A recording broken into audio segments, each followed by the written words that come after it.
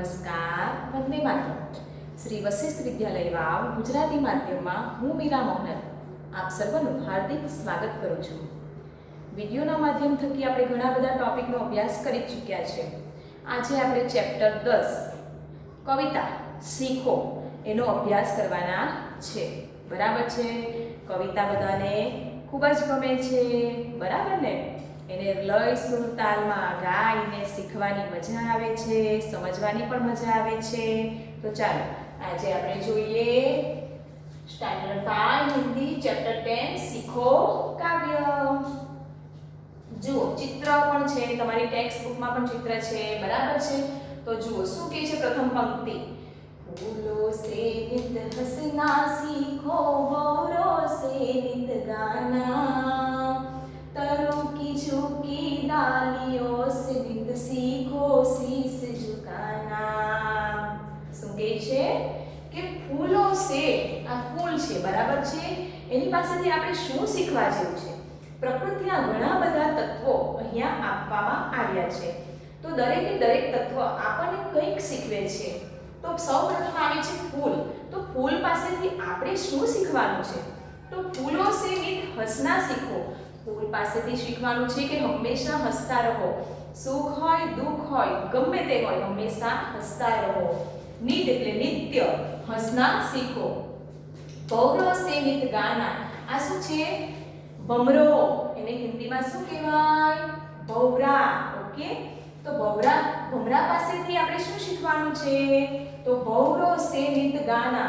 નિત્ય હંમેશા ગાતા રહેવું જોઈએ, બરાબર છે? ત્યાર પછી તરોं की झुकी डालियों से नित सीखो शीश झुकाना.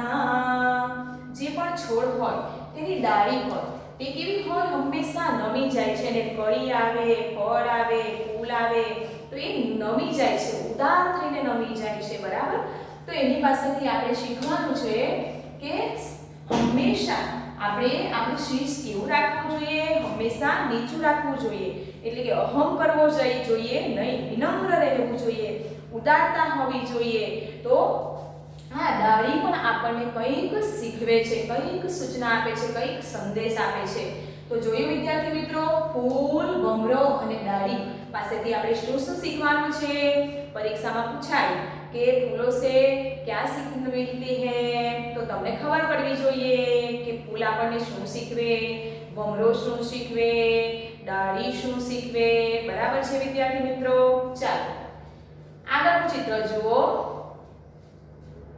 सीख हवा के झोंकों से लो कोमल भाव बहाना. हवा, पवन, वायु, समीर ઘણા બધા નામ છે. તો એ હવા પણ આપણને કંઈક શીખવે છે. શું શીખવે છે? કોમલ ભાવ બહાના. જ્યારે સરસ મજાનો પવન વાતો હોય ત્યારે બધા કેવી શાંતિનો અનુભવ કરે છે કે હાસ કેટલી શીતળતા છે, કેટલી શાંતિ છે. એવો કોમલ ભાવ કોણ આપે છે? હવા આપે છે.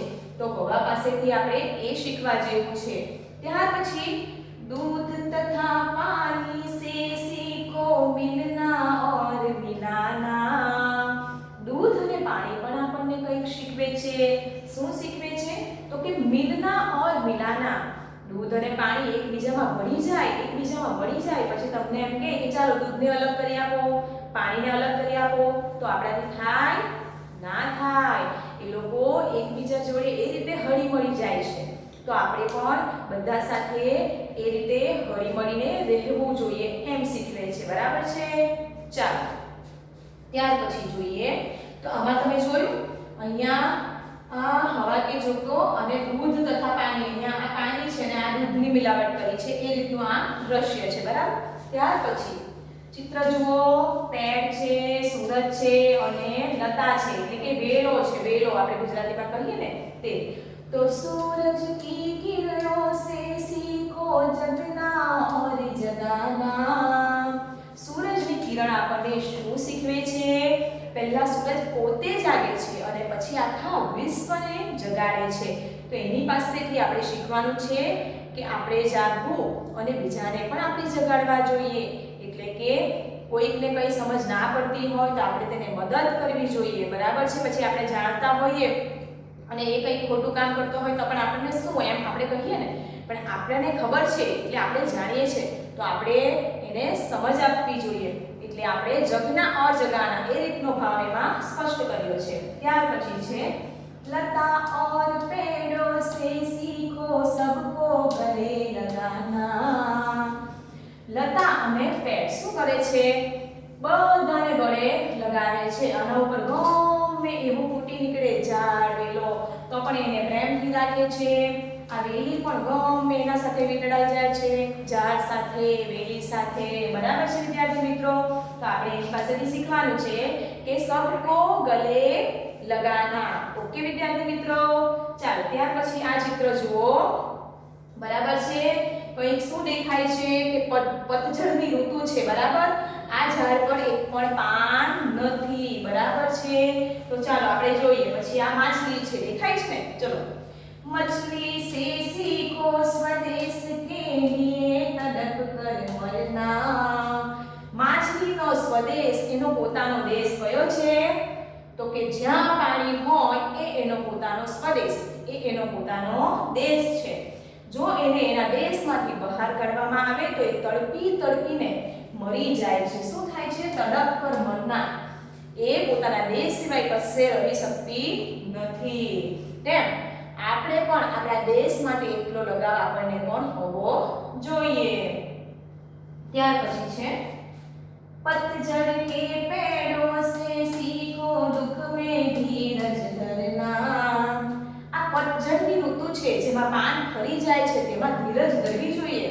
આ ઝાડ તૂટી પડતું નથી, એ રહે છે. ભલે સૂકું થઈ જાય પણ એ રહે છે. ભલે એના ઉપર એક પણ પાન ના હોય પણ એ સ્થિર રહે છે અને ફરી પાછી વસંત ખીલે છે ત્યારે સરસ મજાના પર્ણો લીલા લીલા એના ઉપર ફૂટે છે. સરસ મજાના ફૂલ આવે છે, ફળ આવે છે. બરાબર? એટલે એ શું શીખવે છે કે આપણા પર પણ જ્યારે દુઃખ આવે ત્યારે આપણે હિંમત હારવાની નથી. આપણે એનો ડટકર મુકાબલો કરવાનો છે. આપણે ખડા પગે ઊભા રહેવાનું છે. આપણે એ પરિસ્થિતિમાંથી પણ બહાર નીકળી જઈશું અને આપણે હંમેશા જીત મેળવીશું. ઓકે વિદ્યાર્થી મિત્રો? તો આ પ્રકૃતિના તત્વો જે છે તે કંઈક ને કંઈક આપણને શીખવે છે. તે શું શીખવે છે તે આપણે ખરેખર ધ્યાનમાં લેવાનું છે, વિચારવાનું છે. Okay, thank you.